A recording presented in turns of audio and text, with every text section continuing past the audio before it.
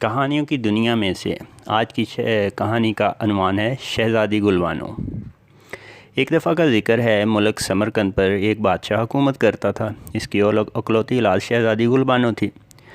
بادشاہ اپنی بیٹی سے بے حد محبت کرتا تھا۔ شہزادی گل بانو بھی بڑی فرمانبردار اور سمجھدار تھی۔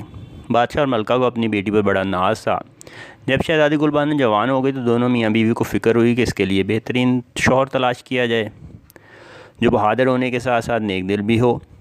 لہٰذا بادشاہ نے مختلف ملکوں کے شہزادوں کو سمرقند آنے کی دعوت دی۔ شہزادی گل بانو بے حد حسین و جمیل تھی۔ اس کے حسن کے چرچے ہر طرف پھیلے ہوئے تھے۔ اعلان کا ہونا تھا، کئی شہزادے قسمت آزمائی کے لیے نکل پڑے۔ دعوت کا دن ایک ماہ بعد کا مقرر تھا۔ اس دوران بادشاہ نے شاہی محل کے مہمان خانے کھلوائے اور ان کی خصوصی صفائی کروائی۔ دعوت میں کچھ روز باقی تھے کہ ایک ہولناک واقعہ رونما ہو گیا جس نے شاہی محل کے در و دیوار ہلا ڈالے۔ ہوا کچھ یوں کہ ایک دن شہزادی گل بانو شاہی محل کی بالکونی میں کھڑی دل بہلا رہی تھی کہ ایک 3 سروں والا اژگر کہیں سے نمودار ہوا۔ اس کی نظر جب شہزادی پر پڑی تو اس نے شہزادی پر حملہ کر دیا۔ شہزادی اس خوفناک افریب کو دیکھتے ہی بے ہوش ہو گئی۔ اژگر نے بڑی بالکونی پر چپٹا مارا اور شہزادی کو اپنے پنجوں میں دبوچ کر آن ہی آن میں سب کی نگاہوں سے اوجھل ہو گیا۔ شاہی کنیزوں نے بدحواسی میں واویلا مچایا، مگر جب بادشاہ وہاں پہنچا تو منظر ہی بدل چکا تھا۔ بادشاہ نے محافظ سپاہیوں پر غصہ اتارا، مگر اس سے شہزادی گل بانو واپس تو نہ آ سکتی تھی۔ سپاہیوں کے دستے اژگر کی تلاش میں روانہ کیے گئے، مگر وہ اژگر کو تلاش کرنے میں ناکام رہے۔ دعوت کا دن قریب آ رہا تھا اور شہزادی گل بانو کا کچھ پتہ نہیں تھا۔ اژگر یوں بھی گم ہو چکا تھا جیسے اس کا کوئی وجود ہی نہ ہو۔ کسی کو معلوم ہی نہیں تھا کہ اژگر کہاں رہتا تھا۔ بادشاہ نے بالآخر اعلان کر دیا کہ جو شہزادی کو زندہ سلامت واپس لائے گا اس سے منہ مانگا انعام دیا جائے گا۔ کئی لوگ شہزادی کی تلاش میں نکل پڑے، مگر سب ادھر ادھر بھٹک کر واپس آ گئے۔ دن گزرتے گئے، آخر دعوت کا دن آن پہنچا۔ کئی ملکوں کے شہزادے سمرقند پہنچ چکے تھے۔ انہیں معلوم ہو چکا تھا کہ شہزادی اژگر کو اٹھا لیا گیا ہے۔ ان میں کچھ تو واپس لوٹ گئے اور چند ایک شہزادی کو ڈھونڈنے کا بیڑا اٹھایا۔ انہوں نے بادشاہ کو تسلی دی اور وعدہ کیا کہ وہ جلدی ہی شہزادی کو واپس لے آئیں گے، مگر نہ تو وہ خود واپس لوٹے اور نہ ہی شہزادی کا کچھ پتہ چلا۔ بادشاہ شہزادی گل بانو کی طرف سے مایوس ہو گیا۔ ایک دن اسے محافظوں نے خبر دی کوئی شخص اس سے ملنے آیا ہے۔ بادشاہ نے اسے اپنے دربار میں بلایا اور وہ ایک نوجوان تھا جس کے چہرے پہ چھوٹی چھوٹی داڑھی تھی اور قد خاصا لمبا تھا۔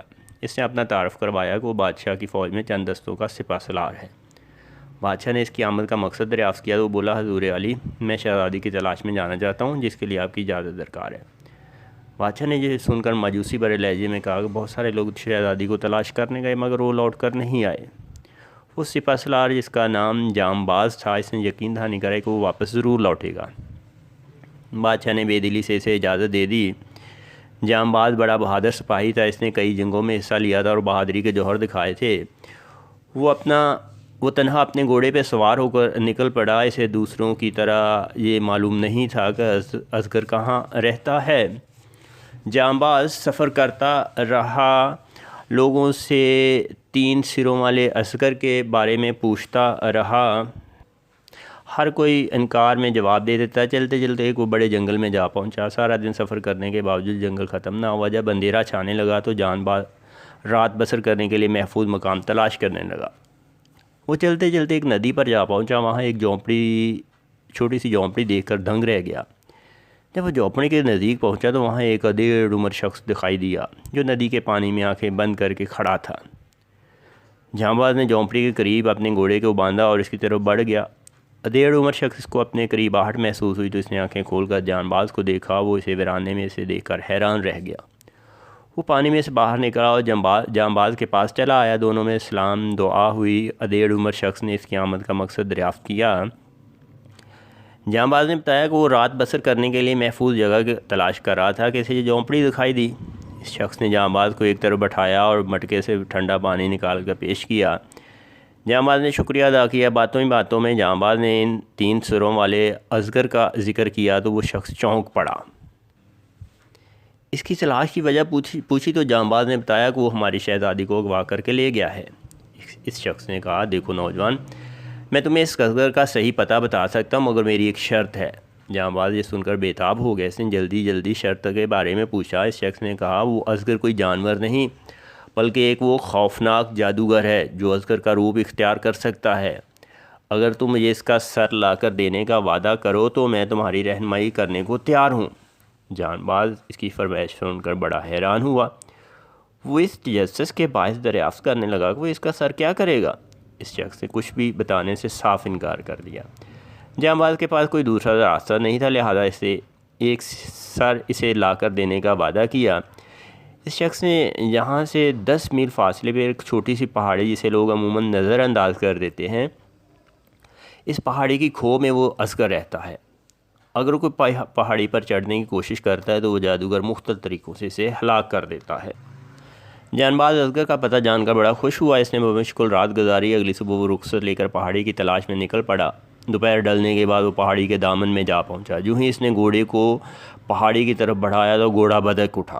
جہاں باز نے دیکھا سبز رنگ کے سینکڑوں سانپ اس کا راستہ روک کے کھڑے تھے۔ جہاں باز نے گھوڑے کو ایڑ لگائی اور سانپوں کے نرگے میں سے گھس گیا۔ کئی سانپ گھوڑے کے کھروں کے نیچے کچلے گئے اور بے شمار جان باز کی تلوار کا شکار ہوتے چلے گئے۔ سانپ ختم ہونے کا نام ہی نہیں لے رہے تھے۔ جان باز اندھیرا پھیلنے سے پہلے اصغر تک پہنچنا چاہتا تھا۔ سانپوں کو ہلاک کر کے جان باز کے بازو چھل ہونے لگے، مگر وہ سست روی سے پہاڑ پر چڑھتا رہا۔ بالآخر وہ پہاڑ کی کھو تک پہنچنے میں کامیاب ہو ہی گیا۔